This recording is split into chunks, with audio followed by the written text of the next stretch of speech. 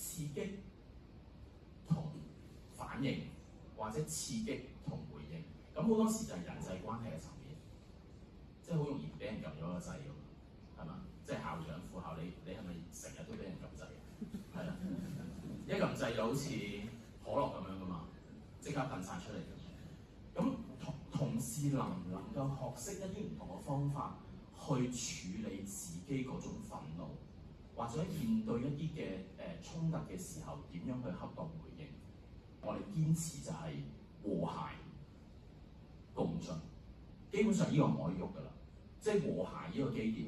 咁我哋見到就係、真係有啲同事係未必係咁嘅 attitude 嘅，係好 hierarchy 嘅。但係你煙嘅時候，你未必睇到，呢個都可能我嘅眼鏡。咁你要處理，我成日都話要自己買單，咁你要同個同事傾，因為你一個依類咁嘅同事擺咗喺度嘅時候咧，其實你影響同事，特別佢係 leader，佢影響下低嗰啲咧，其實一係佢走，一係就其他人走，或者一係你改變咗佢。咁所以我哋會用好多時間去同同事去傾嗰個相處嘅態度，有時係個工作嘅部分。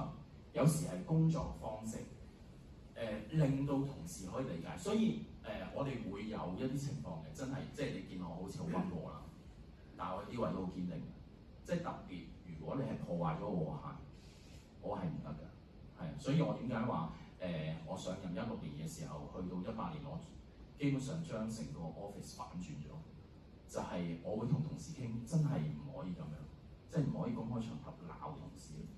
係啦，你如果話可以冇問題，即係個個人都有錯，你入校長室傾，冇需要其他人知噶嘛。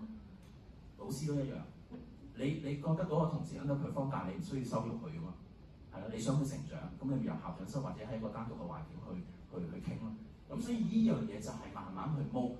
我真係相信嘅，如果10個中層10個都係好和諧、好溫和同埋好堅定嘅話，其實嗰個適應唔到嘅同事，佢唯一就係佢自己改變，或者佢離開。我個人覺得呢個係一個 precious moment， 建立一啲一齊跑、一齊食自助餐、一齊季度嘅生日，即係呢個係一個基調，但係並不代表就係做完呢樣嘢之後，哇！學生老師嘅 well-being 一定好好。呢個只係一個基調。咁呢度都俾大家睇睇啦。我最近睇翻2023啱啱2024同呢個數字一樣嘅，都係4.1、4.0、4.2。咁我自己覺得翻工有時對同事用多，對屋企人係咪多過對屋企人？如果翻得唔開心真係好大鑊。如果你翻去睇翻啲數字，如果佢係2.幾咧，我哋真係要諗啲方法咁樣破呢個地獄係嘛？即係你如果每日翻工都係地獄，都係真係好慘。我慶幸我翻工而家都係開心嘅，即係以前真係好艱難。你知唔知最惡嘅地方喺邊度？學校 office 係咪㗎？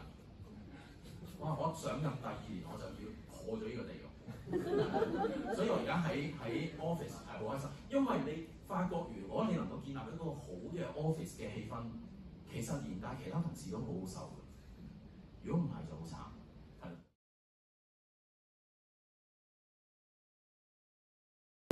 即係你要營造一個氣氛，讓到同事佢係覺得我講嘢係 safe 嘅，冇問題嘅，大家為咗無人老少嘅，咁難喎，但係要有勇氣做啦，好似下下咁樣。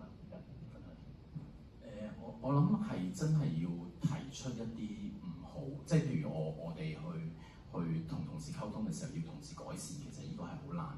但係我覺得都係用正向教育一個方式，就係、build on your strength， 即係我相信，就算教得幾差嘅同時，你都有地方可以讚到佢。